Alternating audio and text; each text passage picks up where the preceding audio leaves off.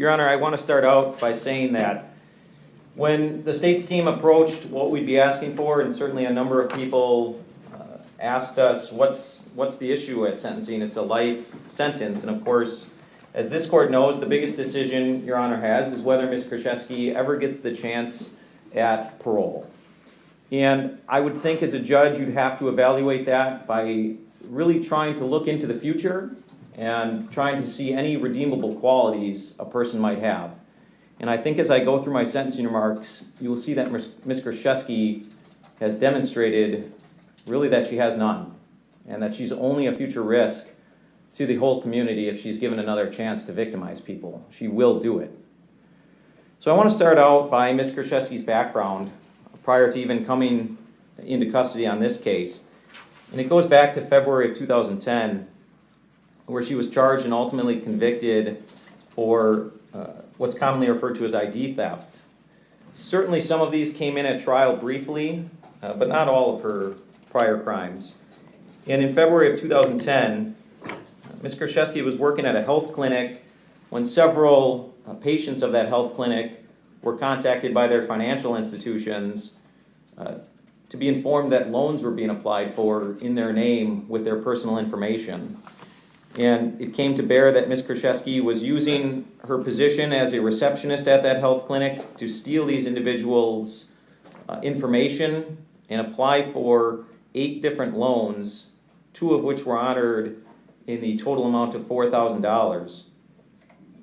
When she was caught and arrested, she did say that she did this because she wanted to pay her rent and had been out of work for 6 months. And this will become a theme of Ms. Kurczewski, that instead of working harder or getting a better paying job, she finds ways to steal and con people out of their own money or money that isn't even with them yet when she applies for loans in their name. For that conviction, along with several others that she was sentenced for at the same time, she received 1 year of initial confinement and 3 years of extended supervision.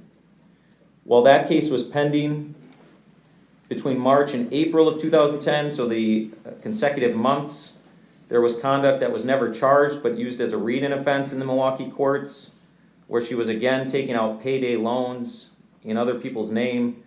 Over those 2 months, she did it to the tune of $12,502. Again, that, similar to what we saw in this trial, involved essentially a shell game using different vehicles and using those as leverage to obtain title loans from title loan companies. In fact, as of April 2010, the Milwaukee Sheriff's Department reports indicated that payday loan was reported to be owed $22,343 in fraudulent loans that Ms. Kurczewski had taken out with them.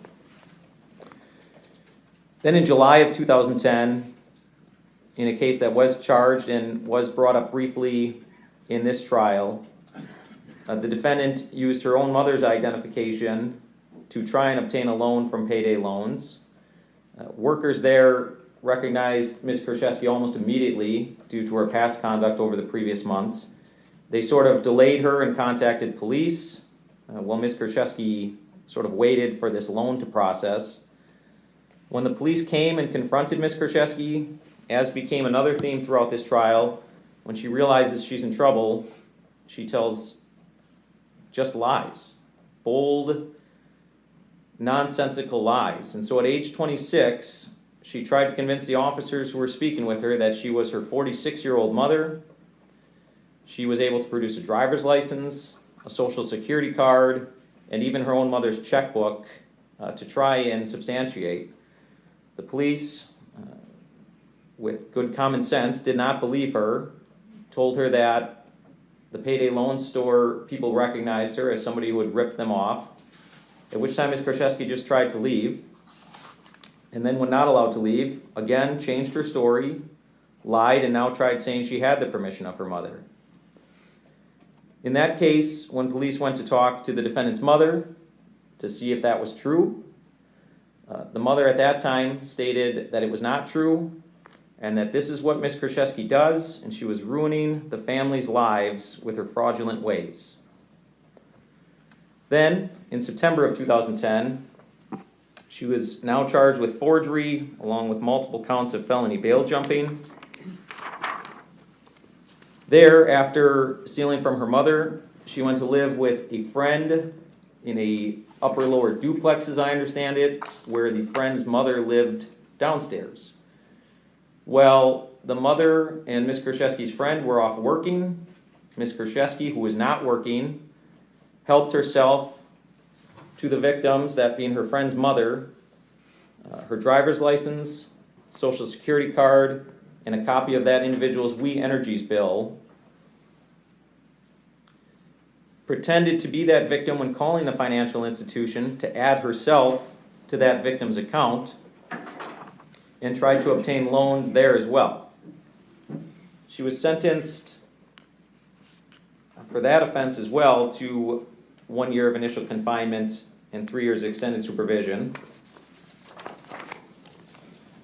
In yet another case of forgery in October of 2010, after she had now been kicked out of her mother's house and kicked out of her friend's house after stealing from them, she was staying at the Mainstay Suites in Oak Creek and was found to have been passing bad checks to pay for her rent there. Again, when she was convicted of that forgery, one additional fact, when she was made to wait in the lobby to talk to police about passing a bad, what purported to be a certified cashier's check, another fraudulent document, she identified herself as her mother again. And then finally, when police said there was no way that was possible, she did not look 46 years old, she now admits she lied and knew that she had 3 warrants for arrest on the previous cases at the time. When she was convicted of that, she was given 1 year of initial confinement and 3 years extended supervision consecutive, for a total in January of 2011, when she was sentenced, to 2 years of initial confinement and 6 years extended supervision. She served her confinement time until release on extended supervision on October 9th of 2012. By November of 2013, she was placed on a hold in relation to a first offense OWI conviction of hers. That hold, went till November 25th, 2013. And then a few short weeks later, on December 9th, 2013, she was again placed on a hold for a fraud offense. That hold lasted until March 27th of 2014, at which time she was formally revoked and was officially sent back to prison until February 23rd of 2016. So really about 26 months of time there. That February 23rd, 2016 release date is crucial to this case because really only months after her release from prison for a number of financial crimes where she simply did not care who she affected, whose lives she ruined or at least inconvenienced, she started this very sinister plot. And I think that's the absolute appropriate word for it. Remember what those closest to Lynn Hernon said at trial, that in summer of 2016 is when they started noticing Lynn Hernon becoming sick. Yes, a lot was made about certain back problems going back to the 90s and perhaps other health problems related to just natural aging process, but something in 2016 was different to those closest. She was going to the doctor, going to the hospitals for stomach issues, and we went through a great many medical records, and the very consistent thing was that the doctors couldn't figure out what was happening to her. And I'm not here to argue beyond a reasonable doubt that the poisoning started back in 2016, but what I know happened in 2016 was Ms. Kurczewski started getting checks in very large quantities that were outside Ms. Hernon's normal pattern. You saw that Anthony Poza, for his graduation, got a check from Lynn for $200, and that was pretty large sum for Lynn Hernon to write out to people. And yet at the same time, Ms. Kurczewski is receiving checks for $2,000, and it goes on to be $10,000, $13,000, multiple times. And that all started in the middle of 2016. Additionally, in 2016 is when those closest to Lynn Hernon felt like she was becoming more distant. And I think this court has seen enough cases where that's a pattern of con artists, of diabolical people, to try and separate their target from people who might step in and say something's off here. Somebody who might step in and say, Lynn, where is all your money going? Let's check it out. Somebody who might say, who is this Jessy Kurczewski woman who's all of a sudden in your life, answering your phone, telling us things? And that's what Ms. Kurczewski did here.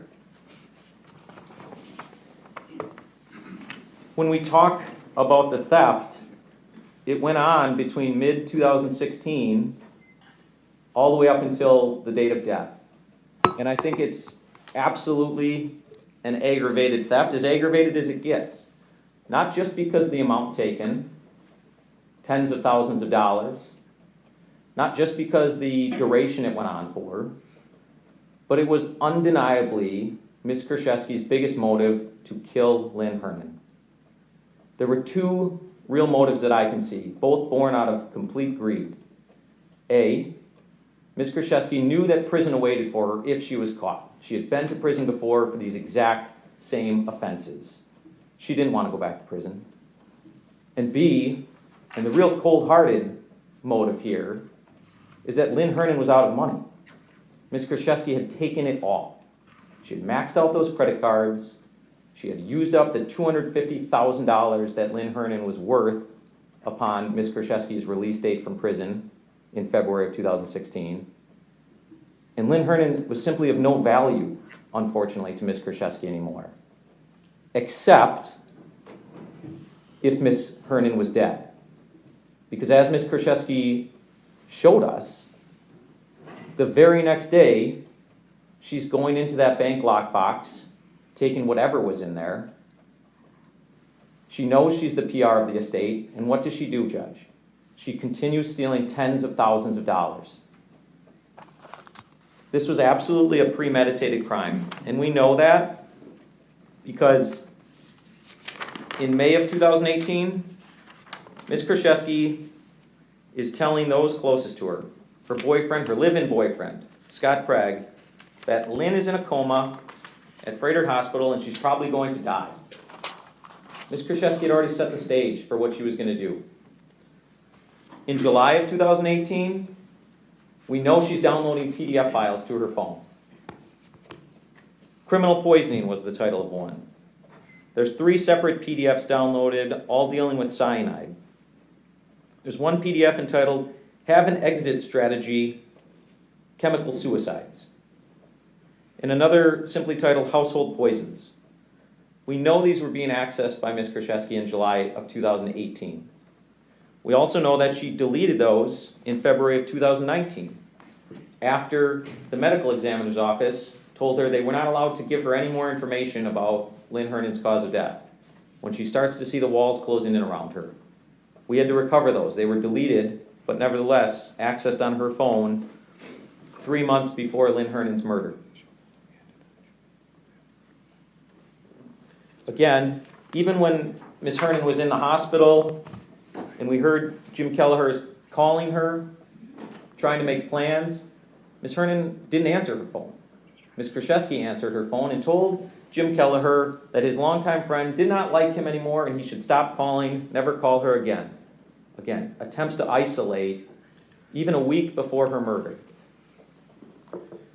So the theft in Lynn Herman's life is absolutely as aggravated as it could possibly be, Your Honor. And we would ask for a maximum sentence there, of 5 years initial confinement, 5 years extended supervision. There's simply nothing mitigated about that. Ms. Kurczewski had no less than 2 years to stop herself, to say, this isn't right. This is somebody I consider a family member. And she didn't. She just kept going until Lynn was worth nothing to her. And then she killed her. We talk about the premeditation of that murder. I also want to talk about how remorseless she's been. From the very beginning, Ms. Kurczewski poisoned Lynn Herman that morning, left her house, knowing what was going to happen. You saw she researched tetrahydrozoline poisoning. She was well aware of what it would do to somebody.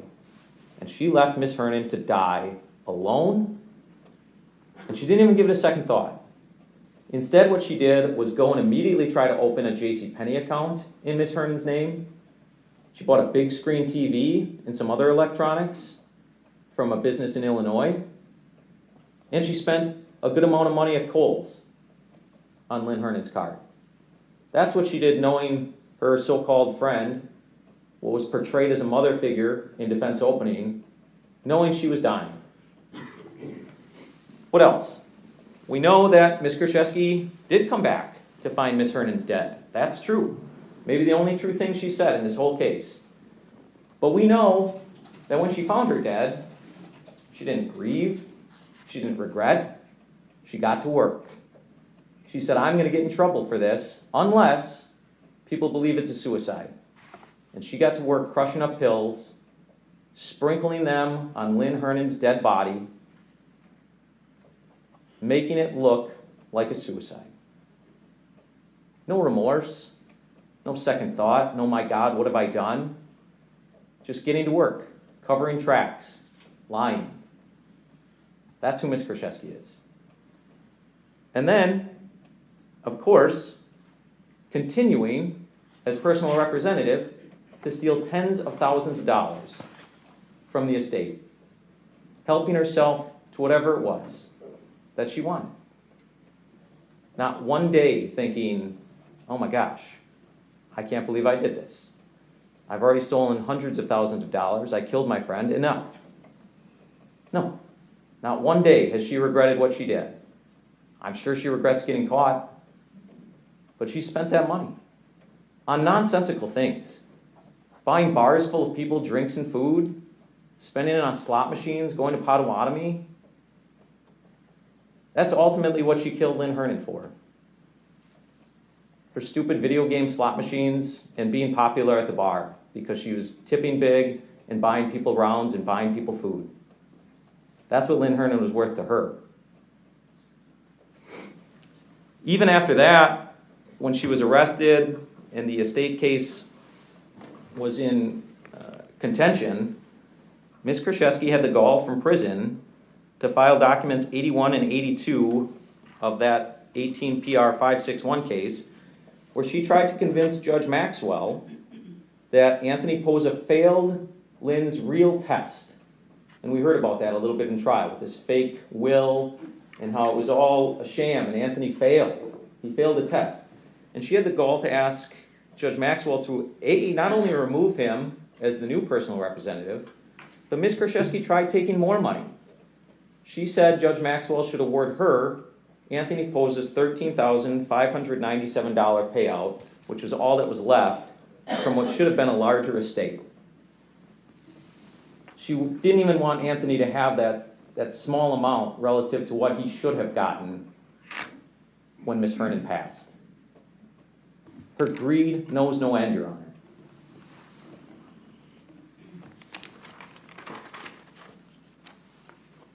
I want to talk about the other very overarching theme of all this, Ms. Kurczewski's lies. Attorney Nikolai said it best in trial that when Ms. Kurczewski's in trouble, she lies. She doesn't care who's caught in the wake of that lie. She doesn't care who gets in trouble. She doesn't care whose reputation is ruined. She doesn't care whose financial accounts get ruined. She just cares that she doesn't get in trouble. And we heard that applies to everybody. To those closest to her, Scott Craig and his family, she told them that she was working all that time she lived with them, and that was simply not true. She went to the lengths to get up and get ready and put on nursing scrubs and pretend to go to a job she did not have. The big lie, of course, was that she told Scott and his whole family that Lynn was in a coma. She didn't just stop there. She told Scott's family, his kids specifically, that Freighter Hospital, which Lynn was never at, violated her do not resuscitate. Again, very detailed lies to convince, to gain people's confidence, to try and trick them so she doesn't get in trouble. She lied to the police. She staged the crime scene. You heard the immense number of times she changed her story. What began as she didn't know, and she would be surprised to think Lynn was suicidal, went through several iterations, really ending with her having to pull a gun out of Lynn's hand because Lynn was about to shoot herself in the head, she claimed. We now know that's an absolute lie. It was Ms. Kurczewski buying 2 guns. That's very concerning. That would indicate that at some point along the way, Ms. Kurczewski's plan may have been to shoot Lynn Hernan. That ultimately ended up with the defense telling this jury and trying to convince this jury that Lynn was drinking Visine every day and wanted to kill herself, trying to portray her as a pill-popping alcoholic. And that was not true. But again, if Ms. Kurczewski can avoid trouble, what does she care?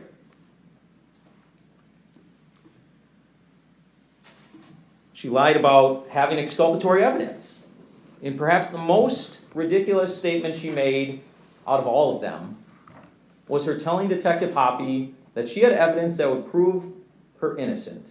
And when Detective Hoppy said, "Great, where is it?" she said, "I'm not ready to give it to you." And then it was, "Check the lockbox."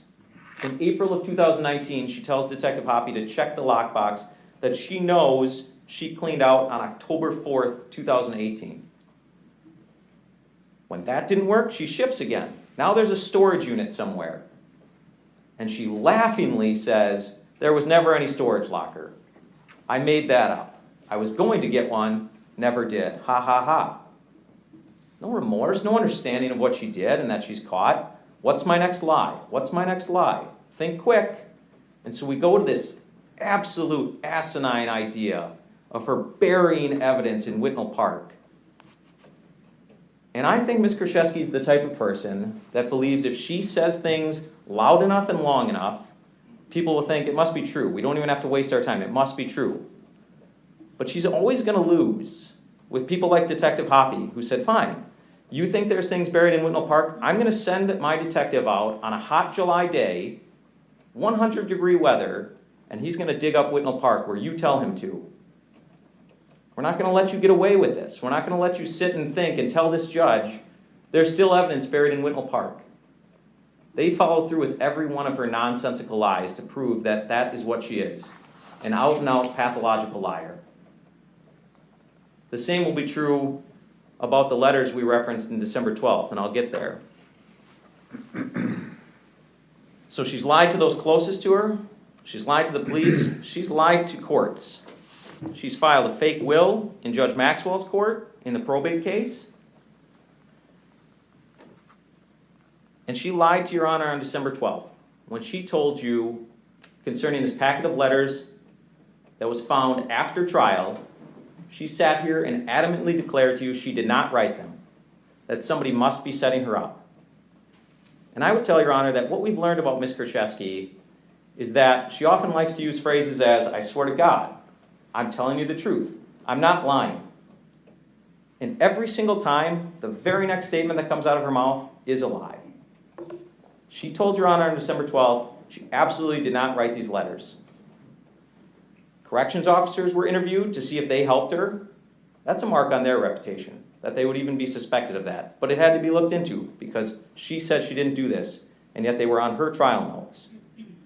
She wanted people to believe that somebody went through the garbage, got her trial notes, and tried setting her up for a case she had already been convicted of. She doesn't care, though. She doesn't care about the reputation of anybody as long as she can avoid trouble. So I'd like to share my screen at this point, Madam Clerk, if I could. Thank you. Go ahead. Put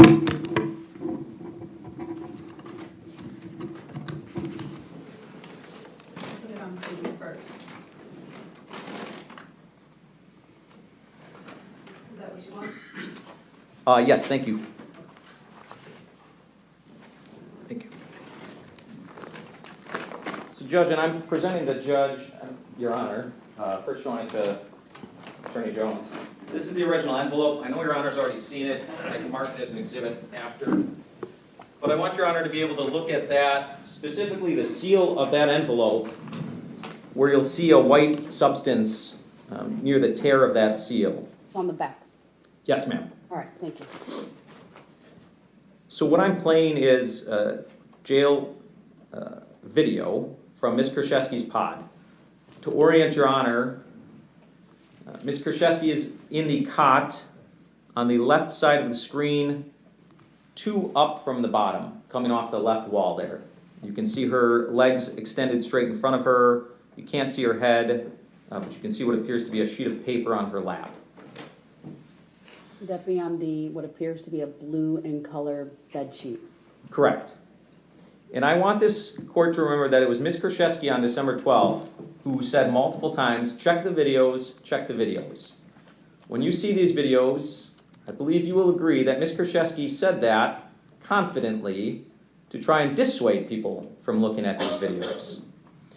And what I can tell you before I play this, and you can see in the lower left corner, this video is from November 21st, 2023 at 7:25 p.m. You'll notice on that envelope that it went out of the jail on November 22nd, 2023. I can also tell you as an officer of the court, if we played more video, you would see that Ms. Kurczewski had just been transferred to this pod, pod 3, at approximately 6:30 p.m. that same night, November 21st.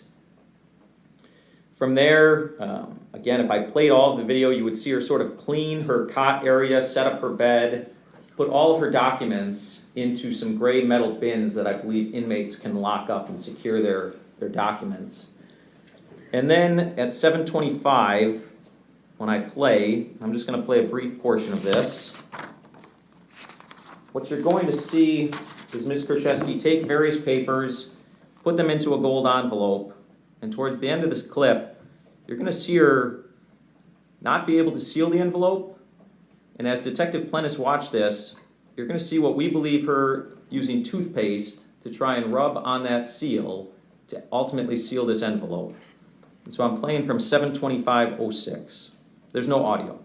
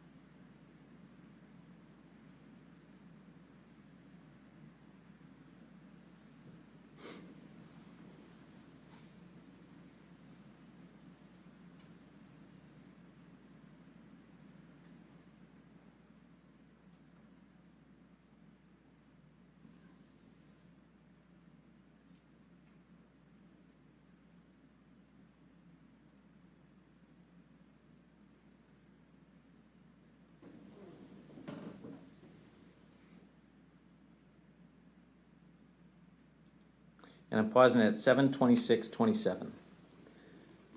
From there, Ms. Kurczewski sits in her bed. I'm going to fast forward and go to a different camera angle, this being Unit B Sleep 1 angle, at 8:01:47 p.m. that same date.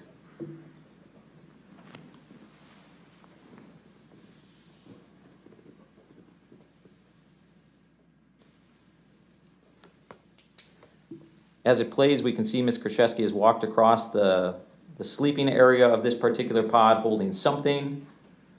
I would direct your attention to the top cots, the second one from the left, where Ms. Kurczewski is now headed, where she has placed an item on that mattress. That mattress belongs to an inmate, and I'm pausing at 8:02:19. That cot belonged to an inmate named Amy Hanna, who was housed with Ms. Kurczewski at the time. Fast forwarding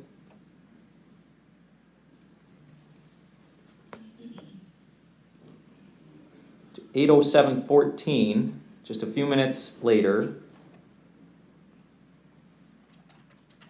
we are going to see Ms. Hanna come into picture and go to her cot.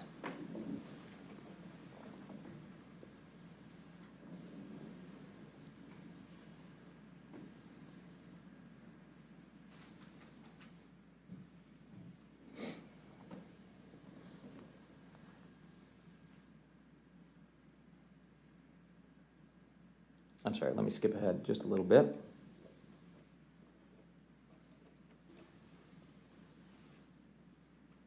Picking up at 8:08 exactly. We can see Miss Hannah is at her cot currently. She has picked up that item Ms. Kurczewski left on her bed.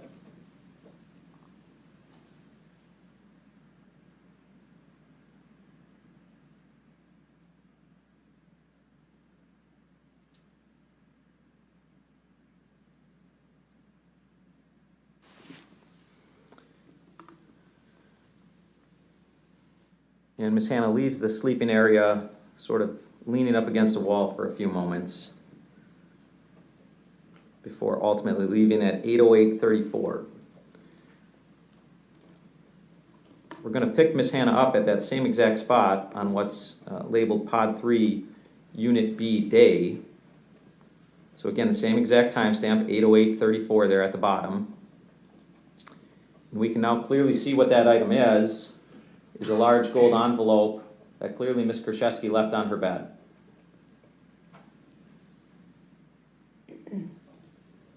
Pausing at 8:08:46. There's another camera angle that would simply show Ms. Hannah handing that gold envelope off to the corrections officer in the immediate adjoining room there. And that corrections officer places it in a tray behind his desk until 11:15 or so, when the corrections officer's shift is over. As per jail policy, when the officer on duty's shift is over, they take all of the mail down to a mail room inside the jail. That's exactly what happened here. There is a moment from that camera angle where the CO sets that envelope that Ms. Hannah gave him after Ms. Kurczewski left it on her bed. I would direct your attention, I know it's a grainy image that I zoomed in on, but I think you can clearly see the two stamps appear to be the same exact ones on that envelope that was ultimately received by the woman who reported to the sheriff's deputy that had all of Ms. Kurczewski's instructions to create new evidence in this case. You have now seen the direct trail from Ms. Kurczewski's bed to Amy Hannah's bed to the CO station. One thing we were wrong about back in December was that this absolutely did go out through the mail. The Waukesha County Jail, we've learned, contracts with a private business that collects all the mail.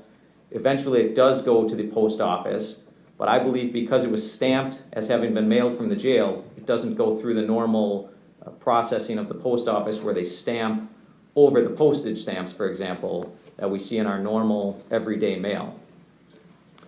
Again, you can see that went out the following day on November 22nd.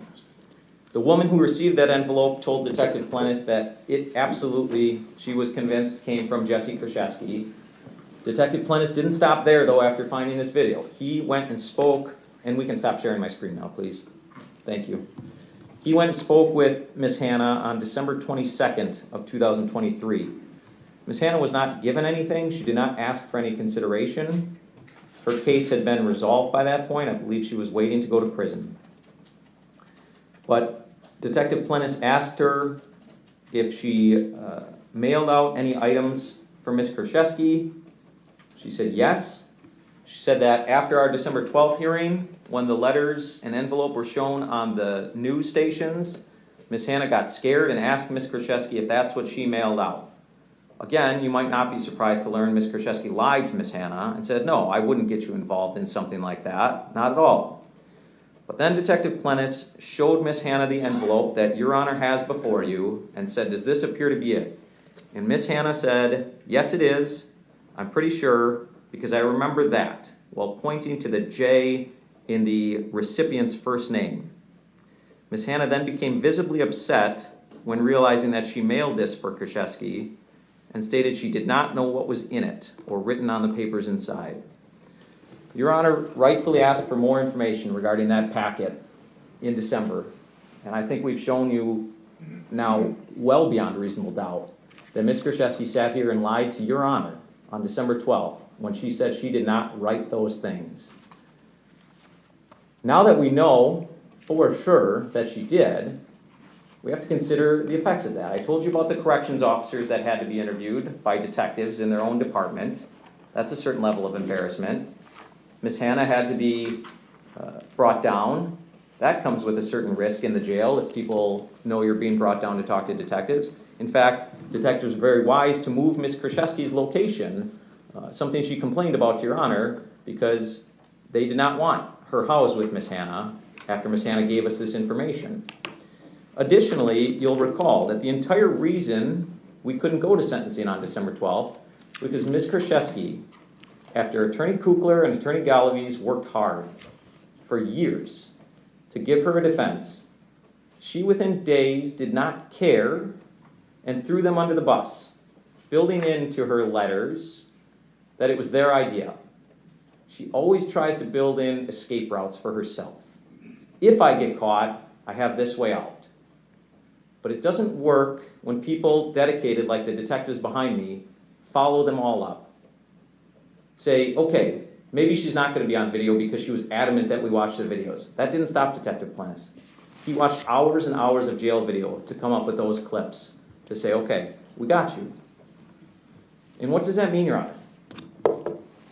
It was said by somebody who was closest to her in her life during this trial that she is diabolical. I think that's absolutely true. She could have said nothing.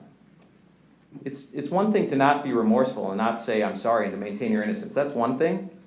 It's a completely different thing to try and cook up evidence, to try and convince other people to cook up evidence for you, to try and continue making this look like a suicide, when Ms. Kurczewski knows well that she killed Lynn Hernan, and she did it for greed. And so I want to leave you with this. Ms. Kurczewski did not just steal hundreds of thousands of dollars. As you heard at the beginning of this presentation from Jim and Anthony, what she stole was a woman who enjoyed spending holidays with her close group of friends, like making snack mix, like making food to bring over to the party. But on a more in-depth level, what Ms. Kurczewski stole from this community, from Lynn Hernan's community, she stole birthday parties and birthday gifts from Jim Kelleher. She stole daily phone calls and lunches with Keith Lang.